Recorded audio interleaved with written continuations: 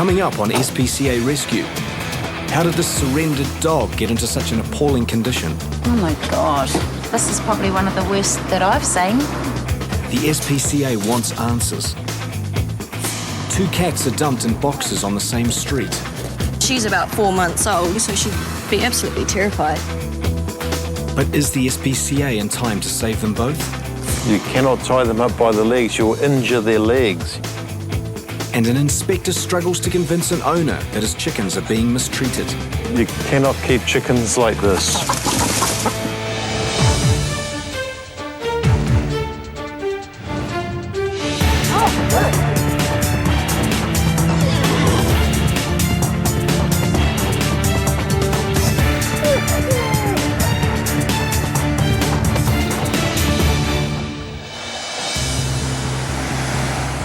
In South Auckland, the SPCA is investigating reports of animals being abandoned in strange circumstances.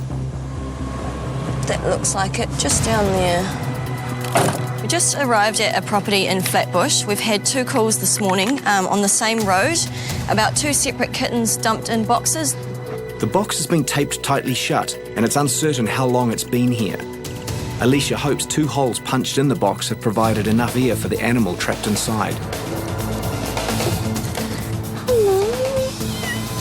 Yeah, there's a little black kitten in there. Just got to be careful in case it's wild and we don't want it to jump out. This cat is lucky to have been discovered in time. Try to carefully get it out because it looks quite frightened. Got to be careful that she doesn't get away. It's a little girl. Looks okay. She's about 4 months old, so she'd be absolutely terrified. So we just pop her in there. The kitten appears unharmed, but it is clearly not happy about being put in another confined space. She's really getting frightened by the cage, but she may have just never been in a cage before. So when you cover them, it just helps to calm them down a little bit. Abandoning an animal like this is not only cruel, it's dangerous and illegal. She's definitely frightened. She's really lucky that this was found early in the morning. If she was left in this box in full sun in the middle of summer, she would easily become dehydrated within a few hours. Alicia hopes she is in time to save a second cat, dumped further up the same road. Right, we'll go and take a look at the next one. At base, Field Officer Andre Williams is in shock after collecting a dog signed over to the SPCA. Hi, what you got? I've got a dog that I've picked up as a surrender. It's got very bad skin condition. I'm really concerned about it. I just wanted you to take a look at it. Oh my God. Andre has asked Inspector Laurie Davis to assess whether this dog's terrible condition is a result of neglect. Yep, good call on that. So what did they say? The pup's almost 1. They had been giving it treatment for about 6 weeks. You're kidding. No, that's what they said. The dog, called Koda, is covered in weeping sores. I don't see how anyone has been given that dog any medication. If they have, I want to see it. I want some vet records. So the owner's away? Won't be back until the 20th. Koda was surrendered by her owner's mother after she became increasingly concerned about the dog's condition. And why is she surrendering it? Just basically because couldn't look after it. The daughter wasn't back. She couldn't look after it herself, so she signed it over. Was she tied up, or where was she when you got to the property? Funny enough, the living conditions were quite good. They had a huge kennel.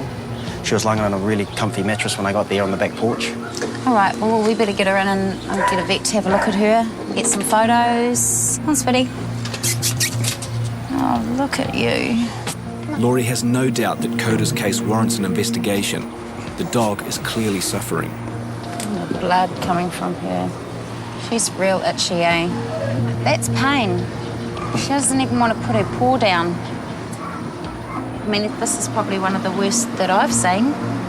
Now it's up to a vet to assess whether anything can be done for this poor creature. No matter how much you see this sort of crap, it doesn't make it any easier. Okay, sweet, come on, let's see the vet. In Panmure, Inspector Kevin Plowright is investigating a complaint of animal cruelty. Hello, Kevin Auckland, SPCA. Do you have chickens? Do you have some chickens? A concerned local contacted the SPCA after hearing distressed chicken noises coming from this property. You cannot tie them up by the legs. You'll injure their legs. Tethering chickens in a way that causes pain and distress is a breach of the Animal Welfare Act. Dog is tied up with a collar around the neck, not with just string around the leg. The owner doesn't seem convinced his chickens are suffering, but he does help Kevin free one of his birds. Okay, now you have no cages for your chickens, eh? You cannot keep chickens like this. I will take the chickens, because you've got no way to keep them here, and I will get you to sign a surrender form. But the owner seems determined to keep his chickens. He says are pets. Why not let me rehome them? I'm going to talk him into surrendering them. He's trying to talk me into them staying here. But yeah, I'm not going to have a bar of that. He's got nothing here to keep them in at all. Hi, Peter. Hi. Koda, the dog with a severe skin condition, is being assessed by vet Peter McQueen.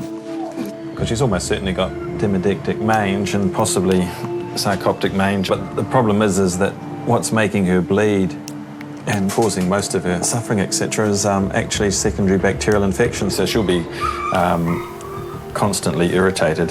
And her feet actually look swollen. It's really quite a deep skin infection. Her body weight, her being so thin? Yeah, she is certainly on the very thin end of the scale. So I can't imagine that she's been eating that well, but then again, she won't be feeling that well. Koda is suffering from two types of mange, one of which is highly contagious and incurable. But we can start improving her condition in the short term. Long term, the prognosis are not good. You could treat this dog for 3 or 4 months and you still only have a 50-50 chance of curing her. Really? Yeah. So her chances are not good? Are not good. Does this dog look like it could possibly be under vet treatment? Well, anything is possible. Demodectic mange is extremely difficult to treat, especially when they get this severe. The only way to find out, of course, is to find out which vet was treating it and talk to the vet. Laurie must now investigate if Koda's owners did get vet treatment or if they did nothing while their dog deteriorated into this state.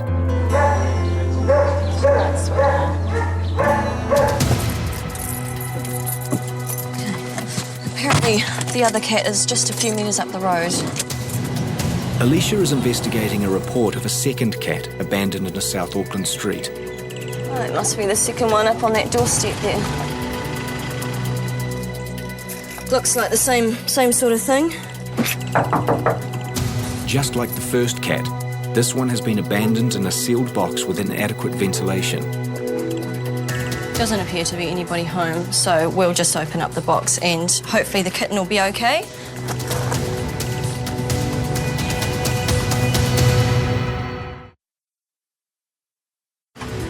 Alicia is hoping a second cat sealed shut in a cardboard box has survived its ordeal. Hello. Looks exactly the same. It does appear that this has come from the same litter as the last kitten. Just don't want it to get free. Hi. Like the first cat, this one appears in good health. To me, it appears frightened, but I don't think that it's wild. I do think that these were somebody's kittens that they've just not wanted anymore. You're a little boy. But with no witnesses, where these cats came from and why they were abandoned is likely to remain a mystery. Yeah, we'll just let them see each other and hopefully it might help them settle a little bit. But Alicia hopes the SPCA can now find these cats a more caring owner. We'll just get them straight back to the vet. Kevin is freeing the second of 2 chickens tethered to milk bottles. It doesn't have room to move. It's tangled up in the weeds, all twisted and knotted. And, yeah, with birds being tethered by the legs, it stops the blood flow to the foot. But the owner is refusing to surrender his birds and calls an interpreter into the fray. Yeah, sure. Hello, Kevin here from Auckland SPCA. There's no facilities here to keep a chicken. They cannot have chickens here without a chicken coop. The interpreter claims the chickens are from a nearby farm and the owner is planning to take them back there. They're talking about them going back to the farm that they came from. I said, well, okay, I'm okay with that, but I will transport them out there for the reason I want to make sure that they have a suitable environment to keep them in. Thank you. Hello. The owner doesn't want Kevin to transport the chickens, so he comes up with a third solution: to build his own coop. He needs to surrender them, or I take them back to the farm. I'm not leaving them here while he tries to knock something together. They told me that the chickens are going back to the farm. I said, okay, that's fine, but I will transport them there. And suddenly that was a problem, so I doubt very much they were going back to this farm. So, yeah, we've still got the two options. Your mum. Koda, the dog suffering from severe mange, is going to be treated at the SPCA while Laurie investigates her owners. Oh, this is going to take me a little while to process, eh? I don't know how to feel. I can't understand how someone would let a dog get to the state and just not do anything about it. I just want to pet her, but I just don't know where to touch her. Koda is in a lot of pain, and staff know her long-term prognosis is not good. Hope that medicine works. Oh, God, that makes me angry. Thank you, Taryn. That's all right. Even experienced canine attendant Taryn Major is shocked by her condition. You see a lot of crap. No, it doesn't make it any easier. Now you're going to make me cry too. I was trying to keep it under wraps. I just can't understand people that do this. And I mean, I think what gets me the most is that she's not even a year old yet, you know, and this is all she knows. But whether Koda's suffering could have been prevented is yet to be established. To be fair, there's two sides to every story. Yeah. You know, I mean, she had a really nice setup. She had a big kennel, nice bedding. Yeah. You know, I need to find out what went wrong.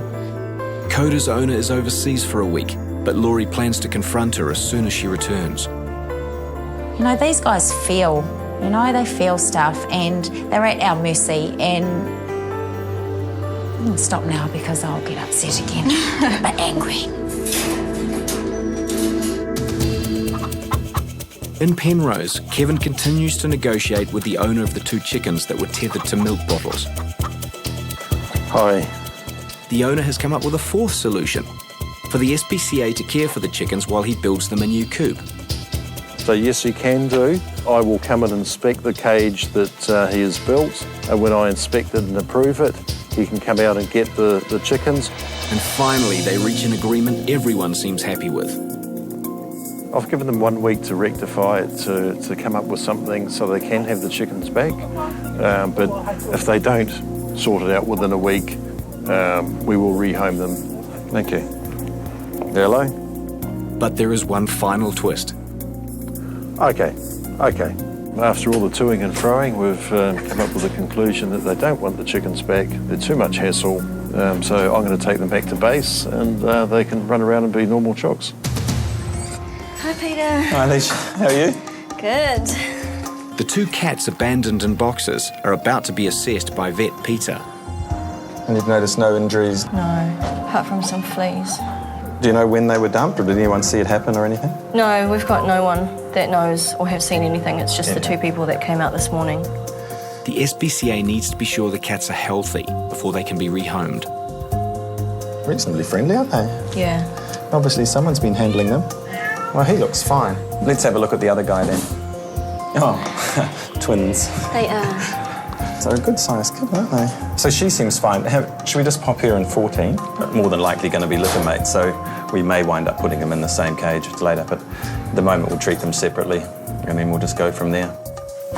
For now, the kittens must continue to be confined to cages, but Peter hopes they have a bright future ahead. They look like they're approaching 4 months of age, so they're really good, healthy size. Even though we know they're being dumped, we have to treat them like strays, so they'll have to do their stray time. So at the end of 7 or 8 days, then we'll look to process them and they will go straight up for adoption. I'm sure at that size and in that health, they shouldn't be a problem. 24 hours after Koda's arrival, the dog handlers are in mourning. Overnight, Koda's health deteriorated and the SPCA had to make a difficult decision. She wasn't responding to the treatment we were giving her, and the suffering was just too great. She just got to us too late.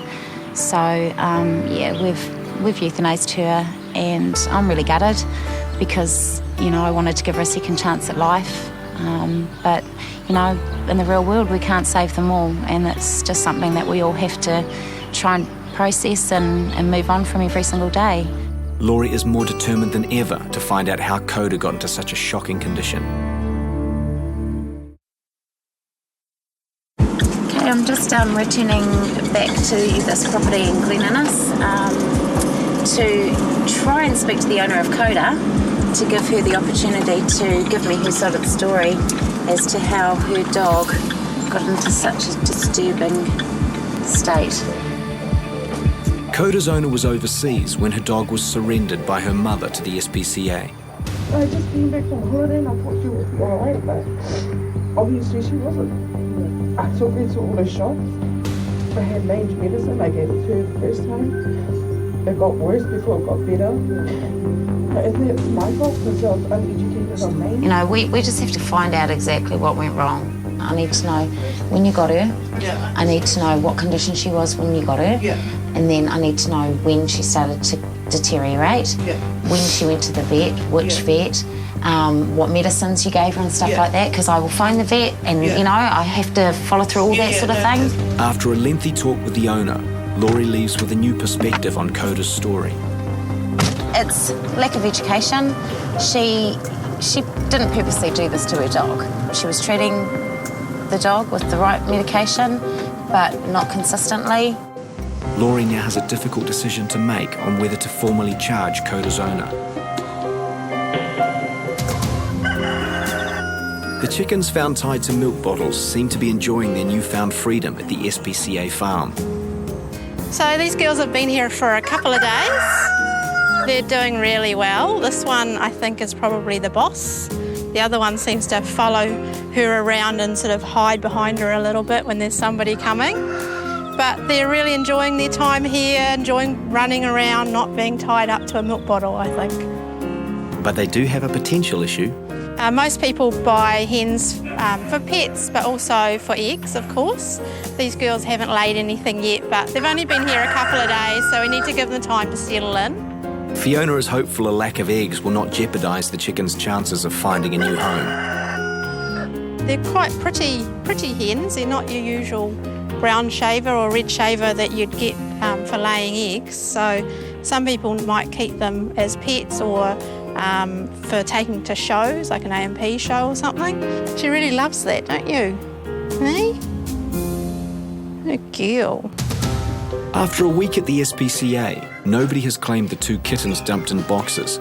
They are now free to be adopted, but sadly, there has been a setback. This cat's here in the ark because it has developed cat flu, and we need to keep it separated from the healthy ones. And it's not just the one cat that's been struck down by the disease. This is his sister. She also has cat flu. She's a little bit timid. She's not as outgoing as he is. A lot of the time, cat flu is developed through stress. You know, I understand that they were both put in separate boxes and left at either end of the streets. So all this has taken a big toll on both of them. While the cats' futures are now on hold, Rocky is confident both will pull through. This little guy seems to be very protective of his little sister. He just seems to be sitting around right near her all the time. However, cats rarely get adopted as a pair, so this timid girl will eventually need to stand on her own four paws. After 2 weeks at the SPCA, the chickens found tied to milk bottles have been rehomed. I've only owned chooks probably for about 4 years. I've always wanted them ever since I was a child, and my mother and father would never let me have them. I heard about these two poor little things that had been not very well treated, and I thought my two have the whole run of this back garden, so I thought they'd probably enjoy joining them. We've named the little buff one Buffy for obvious reasons. She's a little buff chook. And the black one is Gladys Emanuel from, I think it was Open All Hours with Ronnie Corbett and his girlfriend. And she was a little bit on the plump side, and if you look at the rear end of Gladys Emanuel when she's running, oh, that's a Gladys Emanuel. Life in Anthea's garden is a far cry from being tethered to milk bottles. And my chooks are pets. They're not just for egg laying. They're not there to produce eggs. Eggs are a bonus if I get them. I think they're happy. Laurie has received new information in her investigation into the case of Koda and her owner. She was able to provide me with evidence of her medication. I saw her invoices, I saw the actual bottle of meds that still had some Ivermectin in it. So I know that she did have it. Whether she administered it properly, I'm never going to know. I mean, these dogs go downhill pretty fast, you know. Mange is nasty. In light of this evidence, the SPCA has decided not to prosecute the woman. So I will be giving her a written warning, which will remain on file. So if it ever happens again, certainly things will be different. Koda's owner is a first-time dog owner. She was really upset, and she certainly learned her lesson the hard way, because at the end of the day, she lost her dog. The 2 cats found dumped in boxes have been adopted, and the timid girl has found the perfect new home and a new name, Daisy. We went down to the SPCA to find a little kitten, and we had lost a little cat that looked just like Daisy. Just had to bring her home with us. The young cat is still nervous after her ordeal. Daisy's a little bit scared, but at night time she likes to come out and sit with Mum and Dad when it's quiet. With 4 young children in the house, it's fortunate that timid Daisy has a boisterous decoy. The other cat is called Dash, and it suits her down to the ground. She's into everything. Got her at the same time. Very different, very, very different. And while Dash is a hit with the kids, Daisy has her own fans. She's my favourite and my husband's favourite because she's just so lovely and sweet, and she's just happy to sit and purr. I think she's had a bit of a rough time in her first 4 months of life. Every animal's got to have a chance at having a nice, happy home.